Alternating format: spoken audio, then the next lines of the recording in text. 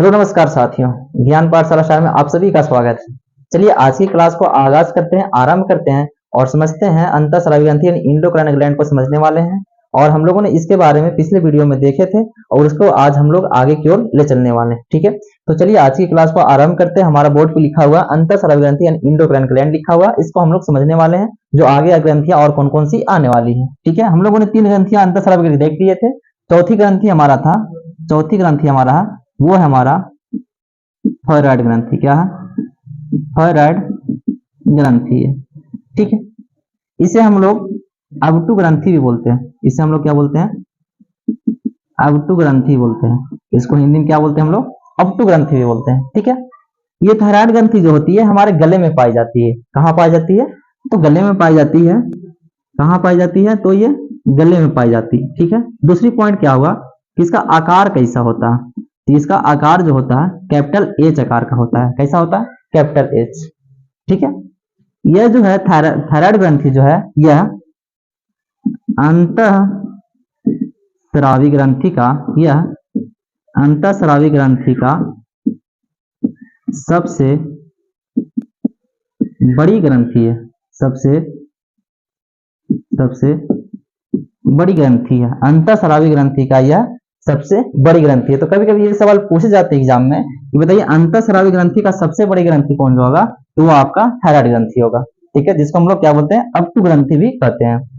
Sir यहाँ पर एक सवाल ये बनता है कि अगर अंतःस्रावी ग्रंथि का सबसे बड़ी ग्रंथि अगर थायराइड ग्रंथि है तो बताइए इसी का सबसे छोटी ग्रंथि कौन सी होगी? यानी अंतःस्रावी ग्रंथि का ही सबसे छोटी ग्रंथि कौन सा होगा? तो वो आपका आंसर होगा पीयूष ग्रंथि। कौन सा ग्रंथि होगा? पीयूष ग्रंथि होगा। ठीक है, तो हम लोगों ने देखा कि अंतःस्रावी ग्रंथि का सबसे छोटी ग्रंथि पीयूष ग्रंथि और बड़ी ग्रंथि होगा हमारा थायराइड ग्रंथि होगा। ठीक है, तो ये हमारा अंतःस्रावी ग्रंथि होगा। लेकिन कभी कभी सवाल ये भी पूछे जाते हैं कि शरीर का सबसे बड़ी ग्रंथि, शरीर का सबसे बड़ी ग्रंथि कौन सा होगा? तो वो हमारा होगा लीवर होगा। क्या होगा? लीवर, यानी यकृत होने वाला। ठीक है, तो शरीर का सबसे बड़ी ग्रंथि अगर लीवर होगा तो यहीं पर एक सवाल और बनता है कि इसकी सबसे छोटी ग्रंथि कौन होगा? शरीर की सबसे बड़ी और सबसे छोटी ग्रंथि कौन होगा? तो ये भी हमारा आंसर होगा पीयूष ग्रंथि होगा। क्या होगा? पीयूष ग्रंथि। यानी मोटा मोटी बात यहाँ पर यह ध्यान देना है कि जब भी छोटी यानी अंतःस्रावी ग्रंथि का छोटी बोले या फिर शरीर का छोटी ग्रंथि बोले तो दोनों में आंसर क्या होगा? पीयूष ग्रंथि होने वाला है। ठीक है, लेकिन अंतःस्रावी ग्रंथि का सबसे बड़ी ग्रंथि बोले तो थायराइड ग्रंथि और शरीर का सबसे बड़ी ग्रंथि बोलते हो तो लीवर हो जाएगा। ठीक है, चलिए आगे देखने वाले हैं इससे कि कौन कौन से हार्मोन स्रवण होती है। ठीक है, तो पहला हार्मोन का नाम हम लोग लिखने वाले हैं कैल्सिटोसिन हार्मोन। क्या लिखने वाले हैं? कैल्सिटोसिन हार्मोन है। ठीक है, पहला क्या है? कैल्सिटोसिन हार्मोन। इसका कार्य क्या होता है? ठीक है, इसका सबसे पहला कार्य जो होता है यह जो है रक्त में कैल्शियम को कम करता है। क्या करता है? कम करता है। यानी रक्त में कैल्शियम की मात्रा जो है उसको कमी करने में सहयोग कौन करता है? तो वो हमारा कैल्सिटोसिन हार्मोन है। ठीक है, तो यहां पर से एक सवाल और ये बन सकती है कि अगर रक्त में कैल्शियम की मात्रा को कम करता है कैल्सिटोसिन हार्मोन, ठीक है, तो बताइए हमारे शरीर में क्या बोल रहे हैं? हमारे शरीर में कैल्शियम की मात्रा को वृद्धि करने में कौन सी विटामिन सहयोग करती है? तो वो आपको जानकारी रखना है कि विटामिन डी जो है कैल्शियम की मात्रा को बढ़ाता है। तो कभी कभी पूछ देता है ये बताइए किस विटामिन से हमें कैल्शियम प्राप्त होती है? तो विटामिन कौन सा होगा? हमारा डी होगा। ठीक है, आगे हम लोग समझने वाले हैं। पहला हो गया हमारा कैल्सिटोसिन हार्मोन हो गया। ठीक है, दूसरा हार्मोन, ये कैल्सिटोसिन हार्मोन किससे स्रवण हो रही है? तो हम लोग थायराइड ग्रंथि के बारे में पढ़ रहे हैं। ये जितने भी पढ़ रहे हैं थायराइड ग्रंथि के अंतर्गत आने वाले हैं। ठीक है, तो कैल्सिटोसिन हार्मोन का स्रवण किससे होती है? थायराइड ग्रंथि से होती है। इसका कार्य क्या होता है? तो ये रक्त में कैल्शियम की मात्रा को कम करता है। ठीक है, लेकिन अगर पूरा बॉडी की बात किया जाए तो उसमें कैल्शियम की मात्रा को बढ़ाता है विटामिन डी, जिसे बोलते हैं हम लोग विटामिन डी के सहयोग से कैल्शियम की मात्रा क्या करता है? बढ़ा रहा है। ठीक है, दूसरा हम लोग देख रहे हैं कि दूसरा कौन सा हार्मोन स्रावन होता है? तो वो हमारा लिखेंगे, पहला हो गया कैल्सिटोसिन हार्मोन और दूसरा हम लोग लिखेंगे थायरॉक्सिन हार्मोन। क्या लिखेंगे? थायरॉक्सिन ये पहला पहला हो गया कैल्सिटोसिन और दूसरा हो गया हमारा थायरॉक्सिन हार्मोन। ठीक है, ये थायरॉक्सिन हार्मोन का कार्य क्या होता है, ठीक है, समझने का प्रयास कीजिएगा। इसके कमी से, अगर थायरॉक्सिन हार्मोन की कमी होती है, किसकी बात कर रहे हैं हम, बच्चों की बात कर रहे हैं, बच्चों की बात कर रहे हैं। ठीक है, अगर बच्चों में थायरॉक्सिन हार्मोन की कमी होती है तो इससे एक रोग उत्पन्न होता है जिससे हम लोग बोलते हैं जड़ मानवता रोग। कौन सा रोग बोलते हैं, जड़ मानवता रोग।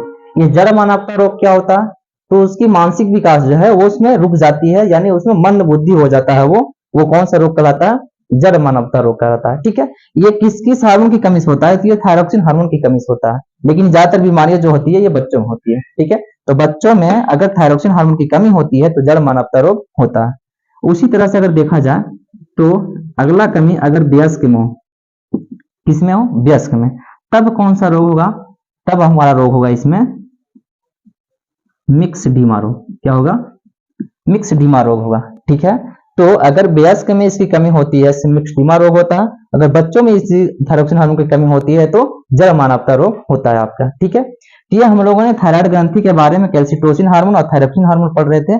अब यहाँ पर एक सवाल और छूट गया इसमें, जिसका आप लोग को बेसब्री से इंतजार था, जिसको हम लोग बोलते हैं गलगंड रोग, घेंगा रोग, यानी इसको हम बोल सकते हैं ग्वाइटर रोग। ठीक है, हम लोगों ने यही एक सवाल याद रखा है थायराइड ग्रंथि से, तो बताइएगा किसकी कमी से घेंगा रोग यानी आयोडीन की कमी से घेंगा रोग होता है, या फिर बोल सकते हैं गलगंड रोग होता है, या फिर बोल सकते हैं ग्वाइटर रोग होता है। ठीक है, तो चलिए उसको भी हम लोग समझ लेते हैं। हम लोग उसको क्या समझने वाले हैं, जैसे आयोडीन की कमी से, क्या बोल रहे हैं, आयोडीन की कमी से घेंगा बोले, या फिर गलगंड बोले, या फिर इसी को ग्वाइटर बोले। ठीक है, तो पूछा जाता है किसकी कमी से घेंगा यानी गलगंड यानी ग्वाइटर रोग होता है, तो आयोडीन की कमी से होता है। ठीक है, किसकी कमी से, आयोडीन की कमी से होता है। ठीक है, ये हम लोगों ने तो कभी ये सवाल याद होगा कि आयोडीन की कमी से कौन सा रोग होता है, तो घेंगा रोग, ग्वाइटर रोग यानी गलगंड रोग होता है। ठीक है, लेकिन इसमें क्या समस्या होती है, ये जो बीमारी होती है ज्यादातर महिलाओं में देखने के लिए मिलता है। किसमें मिलता है, महिलाओं में। ठीक है, ये ज्यादातर किसमें देखने को मिलता है, महिलाओं में मिलता है। ठीक है, आगे समझने वाले हैं कि जब आयोडीन की कमी से घेंगा यानी गलगंड रोग होता है तो उसको निवारण के लिए दवाई खाई जाती है। ठीक है, लेकिन इसमें होता क्या है कि जब गलगंड रोग यानी घेंगा रोग को निवारण के लिए आप दवाई खाते हैं, तो दवाई खाने के दौरान क्या होता है, तो उसमें कैल्सिटोसिन हार्मोन जो होती है वो, सॉरी, थायरॉक्सिन हार्मोन जो होती है वो समाप्त हो जाती है। क्या हो जाती है, समाप्त। ज्यादातर देखने को क्या मिलता है कि इसकी बीमारी को निवारण के लिए जो दवाई खा जाती है उससे थायरॉक्सिन हार्मोन क्या हो जाती है, समाप्त हो जाती है, जिससे हम लोग एक रोग बोलते हैं, जिसको हम लोग क्या बोलते हैं, रोग बोलते हैं। पहले इसको लिख लेते हैं, क्या लिखते हैं कि घेंगा रोग को ठीक करने के लिए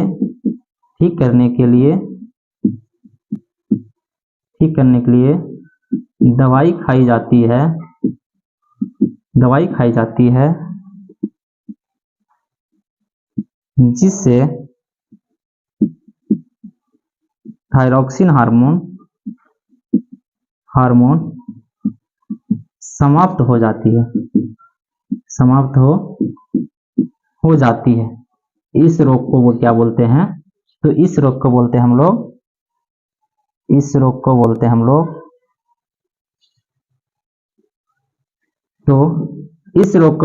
लोग हासी माता रोग।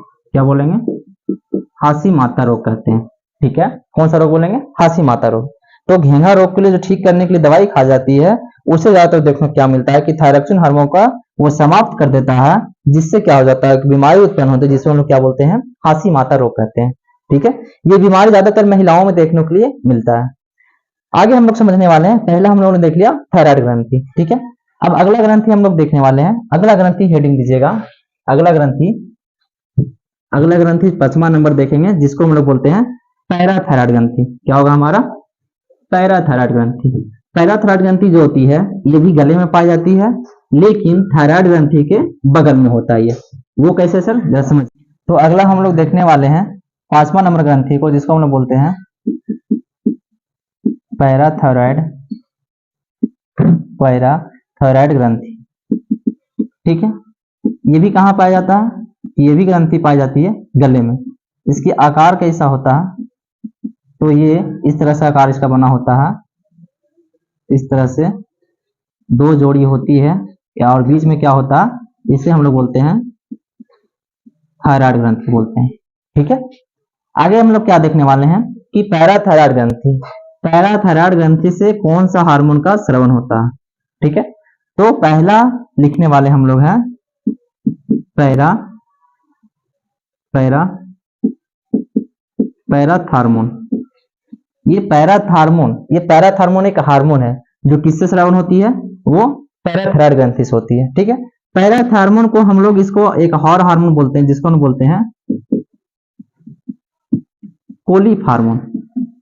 क्या बोलते हैं इसको हम लोग, कोलिफ हार्मोन। कभी कभी ये सवाल पूछी जाती है कि बताइएगा कौन सा हार्मोन को कोलिफ हार्मोन भी कहते हैं, तो वो हमारा होगा पैराथार्मोन। ठीक है, अगर इस तरह से ना पूछे तो इस तरह से पूछ सकता है कि कोलिफ हार्मोन जो होता है किस ग्रंथि से स्रावन होता है उसका, तो वो पैराथायराइड ग्रंथि से होती है। ठीक है, जिसको हम लोग क्या बोलते हैं, कोलिफ हार्मोन कहते हैं। ठीक है, इसकी कमी से एक बीमारी उत्पन्न होता है जिसको हम लोग बोलते हैं टीटेनी। क्या बोलते हैं, टीटेनी। जो टीटेनी बीमारी जो होती है, टीटेनी रोग जो होता है, वो किसके कमी से होती है, तो पैराथार्मोन हार्मोन की कमी से होता है। ठीक है, कभी कभी सवाल में जब इस तरह से पूछा जाता है कि बताइए टीटेनी बीमारी जो है वो बताइए किसके कारण होता है। ठीक है, तो पहला ऑप्शन आपका दिया हुआ रहेगा विषाणु, दूसरा आपका दिया रहेगा जीवाणु, और तीसरा दिया रहेगा पैराथार्मोन, और चौथा दिया रहेगा ननोबदिस। ठीक है, तो आप दिमाग यही लगा सकते हो वहां पे कि टीटेनी रोग अभी हमने सुना ही नहीं, इसका मतलब लगता है एग्जामिनर ने छोड़ दिया, वहां पे क्या होगा, टीटेनस रोग होना चाहिए था। क्या होना चाहिए था, टीटेनस रोग, और वहां पे आप करके आंसर आइएगा कि टीटेनस रोग जो है किससे होती है, तो जीवाणु से होती है। ठीक है, लेकिन ये सही दिया हुआ रहेगा सवाल कि टीटेनी रोग जो है वो किसके कारण होता है, तो वो पैराथार्मोन के कारण से होता है। आ रही बात समझ में, तो ये चीजों को ध्यान में रखेंगे। जीवाणु होने वाली रोग जो होता है वो टीटेनस होता है। ठीक है, लेकिन टीटेनी रोग जो होता है वो पैराथार्मोन की कमी से होती है। ठीक है, आगे हम लोग बढ़ने वाले हैं, अगला देखने वाले पैराथायराइड ग्रंथि के बाद हम लोग देखने वाले हैं छठा नंबर में।